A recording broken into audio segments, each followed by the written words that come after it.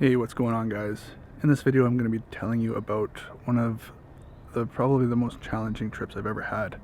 I was combining MDMA with LSD.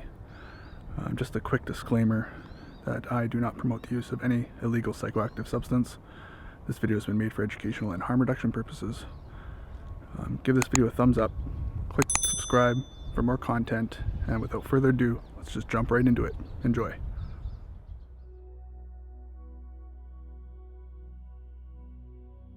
This is a story of a few years ago. A friend and I went to a music festival, and the plan was to do a candy flip there. So we would take LSD, and then 6 hours later we'd take MDMA.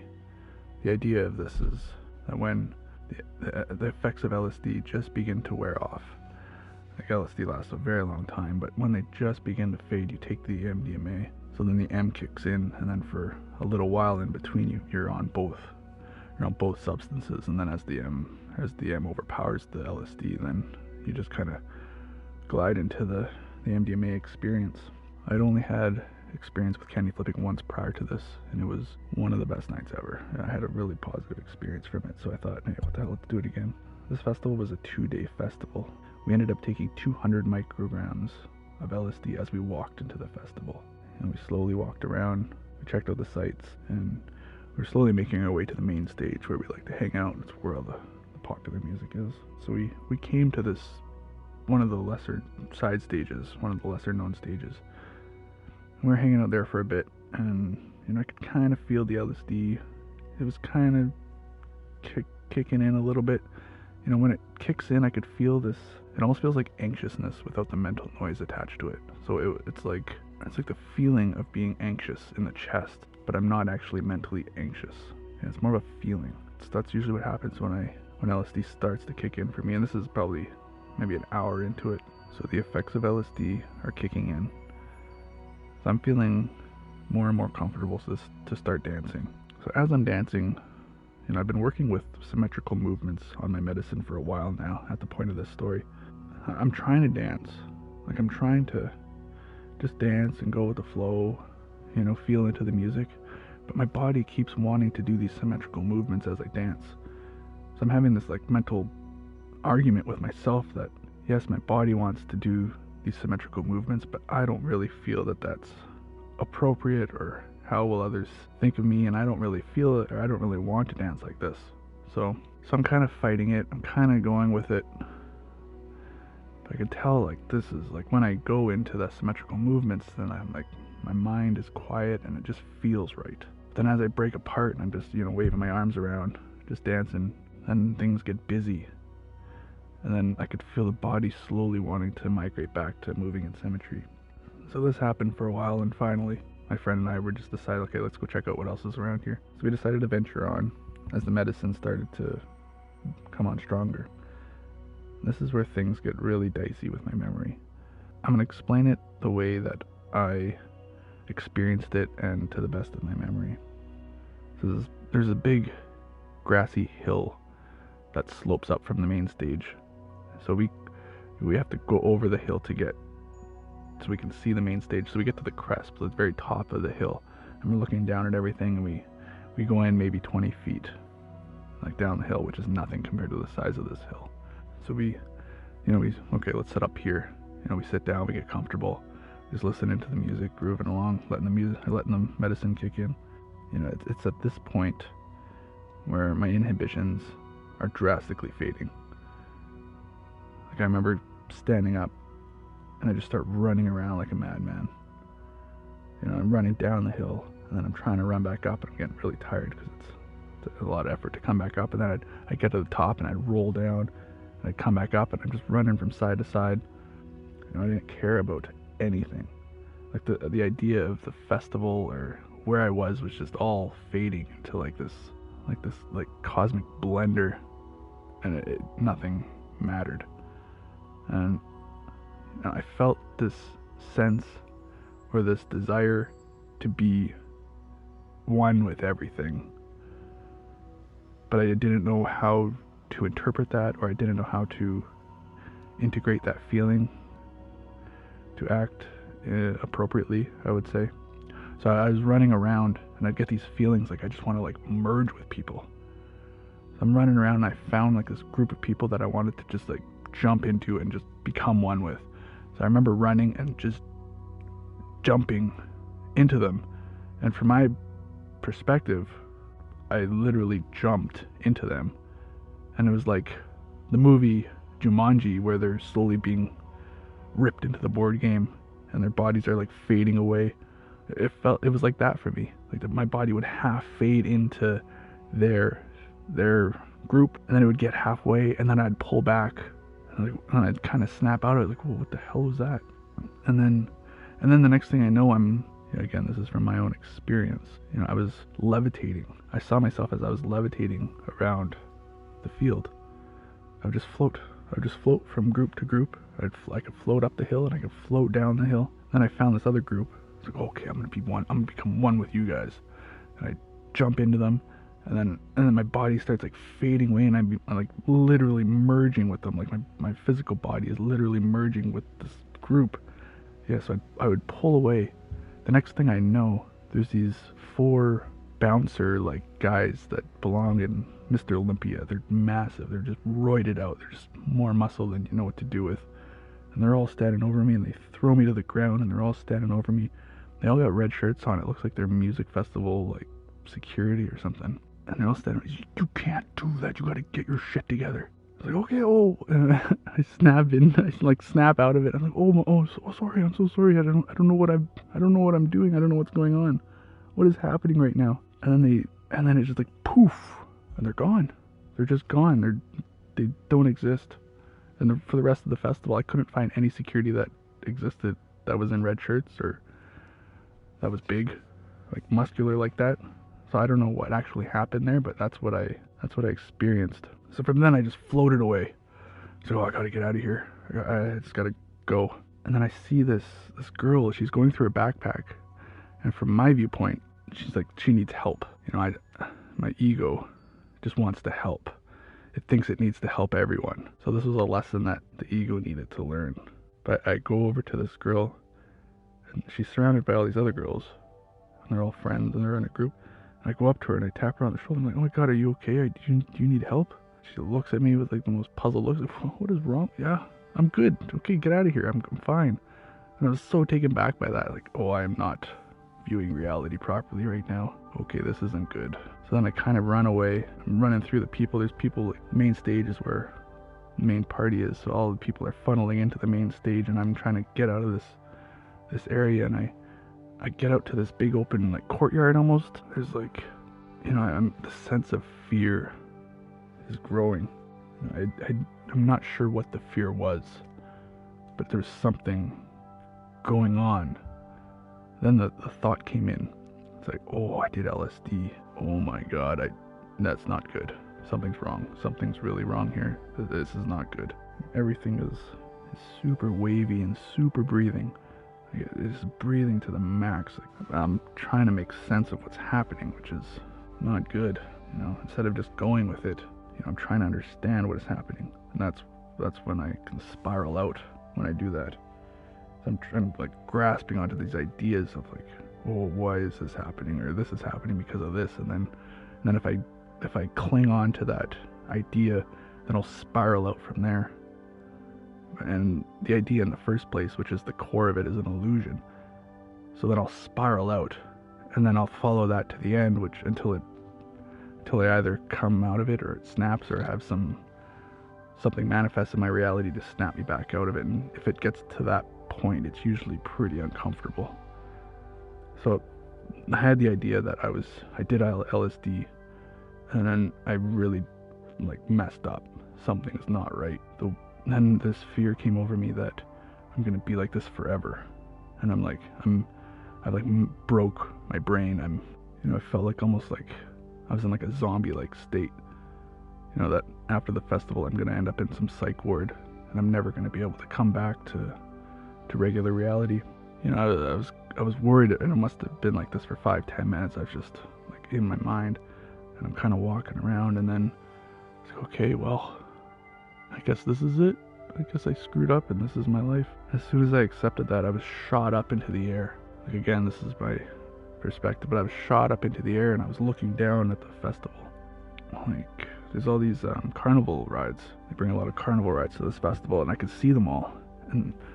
And all I could see were like junkies, like addicts just walking around in this like zombie-like state. And it looked like The Walking Dead from 100 feet up. And there wasn't very many people there. Like, in actuality, the festival was massive. But from what I was projecting onto reality, there was like, it was very scarce. And there's just these people walking around. I was like, oh my god, I'm gonna be like these people forever now. Like, this is it. I think there's no way I can come back from this. This is it. And then I accepted that. Like, it was just these layers, layer upon layer of accepting that this is it. Just like accepting where you are. And once I accept where I am, then it's like I get to move on to the next layer. So after I accepted that this is the way it is, I'm going to be here forever, I'm like this forever, there's no going back, I screwed up, just all these layers of accepting. And from that point, I was shot down to the earth, like, really fast. And I land there, and when I get the ground, it's like, I am God, and I can do anything. Huh. Okay. So I take my head, God, I remember this so clearly. I take my head and I smash it on the ground as hard as I possibly can. Like, from a standing position. I couldn't have whipped it any harder. There's no way. I remember the concrete on the side of my face. It was cool and it was bumpy. And it was really hard. I should have ended up in the hospital, is what should have happened. But from there, I remember doing that. It's like, I'm God, I could do anything. So the first thing I think of, well, let's test this. Okay, smash. I'm looking over, and all these people are gathering around me. There's a crowd around me at this point. They're all looking at me. I remember seeing, like, I could see half the ground. So I'm lying sideways. I could see half of the ground. Half these people are walking over. It's like, oh, are you okay? And I stand up. It's like, I'm perfect. Everything is perfect. Everything is perfect. So I stood up, and I didn't care at all what anybody thought. It's just like, yep, excuse me, I'm just walking through the crowd. So I walk up the hill, and then I find my friend, and they're sitting there on the ground, and I'm standing beside them. And as I'm walking over the hill, when I went from the girl to flying up in the air, my legs were super wobbly, and everything was like out of focus, and it was just, everything was wavy, and like it was really disorienting. But from standing up, from smashing my head on the ground to walking to where I initially started, every step I took, my legs were getting stronger. I was getting more confident. I felt incredible. I felt amazing. And as I stepped over the hill, the music was just perfect. It was like the drop, it's the EDM festival, the music just drops. And I had this rush of like, I created this. I am the creator. And it's just a massive party, and the energy is just flowing, and it's so incredible. So everything that I went through was building to this moment of just realizing that this is my creation. I did this. And everything that previously happened felt like a dream. It felt like it wasn't even real. And then the next thing I know, it was just like poof, and I'm standing in this grass field, and I'm just like going crazy with the fractal energetic yoga, and my hands are like going wild in symmetry, just these patterns of symmetrical movements that my hands mirror each other. And I'm standing up, and my body's kind of bend over, and stand back up, and I'm just rolling with the energy that's going up and down my body. And when I came to and I was doing my fractal yoga, I wasn't physically hurt. Like, me smashing my head against the ground, it clearly didn't happen. I'm assuming something happened to the equivalent of me testing my limits of being God externally. It could have been I was just simply standing there and doing my fractal yoga, and I was working through it, and I had this whole movie that was playing out inside of me. But I was just getting to the truth that I am reality. So I walk over to my friend, and I look down at my friend, and they're crying. They're just bawling their eyes out. Oh my God, what is wrong? What happened? Oh my God, what's wrong? And they're like, I'm so happy. I found your shoes. I look down. I don't even have my shoes on. I don't even know. Like, literally that whole point, I have no idea what just happened. What actually happened, I have no idea. But my friend was looking for my shoes. I'm assuming I was levitating around, or my perception of I was levitating, and that was just simply me walking around the festival in my socks. Yeah, super wild, super wild. So we go down to closer to the main stage. We go down the hill, and we're just chilling for a bit, and I'm trying to make sense of what happened. I was probably the wildest time I've ever had, like at least externally on psychedelics. It's definitely top 2 of all time. Yeah, it was so crazy. And then, so from there I remember we had the M. I was like, oh man, we still have to do the M. Like, yeah, I can't get any worse. so I take mine, and yeah, honestly, I don't even remember feeling it. The LSD was so strong, just the setting.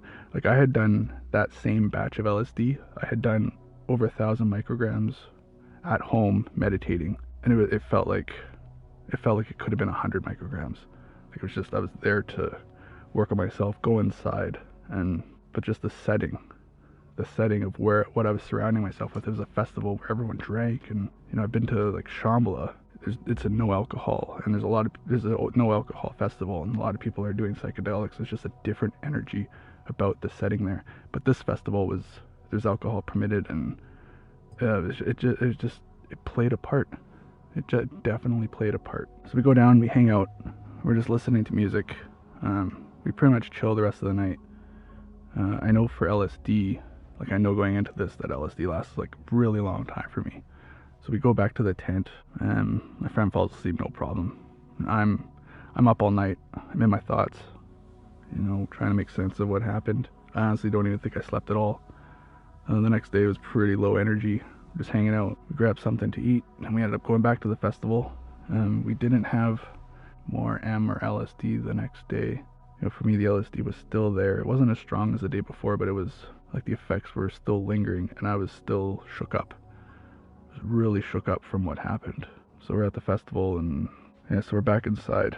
It's about 7 o'clock, like it's just getting dark, and it's been raining all day, like kind of off and on. We've just been hanging out in the undercover tents of the different booths and stuff, just trying to stay dry. So we finally decide to head down to the main stage and try and make the most of it. And there's like thunder and lightning that starts happening, and I'm like battling this fear of something's wrong, like something is wrong. I'm always looking for something wrong. There's always something that's not right, and by me searching for it, that's what's creating the problem. But I didn't have the awareness at the time. Like I'm creating the problem by looking for it, so I just need to stop looking for it, and there's no problem. But I didn't know how to do that, so I just my mind was just constantly running. Oh my God, what is wrong? There's something wrong. This is wrong. No, this is wrong. This is wrong. And each one, it's not like that fast. I'd think about it, and then I'd go down this road for 5 minutes of these mental constructs that I've created that it's all false. It's just a mental prison that I'm in. So then finally, 7 o'clock, back to the thing here, the 7 o'clock, then there's thunder and lightning, and it's like, oh wow, it's really unique. Like, this is kind of making the festival exciting. But then the announcement comes over the PA. It's like, for your own safety, please return to your tents. The festival is closing. And that's when I'm like, oh my God, I'm gonna die. I am gonna die. This is it.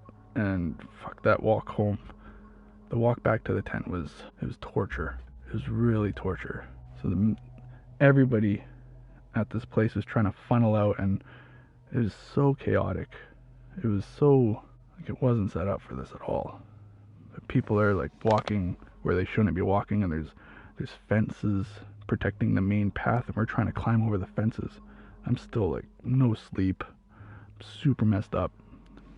I think I'm gonna die at every second. Every step I take, I'm gonna be struck by lightning.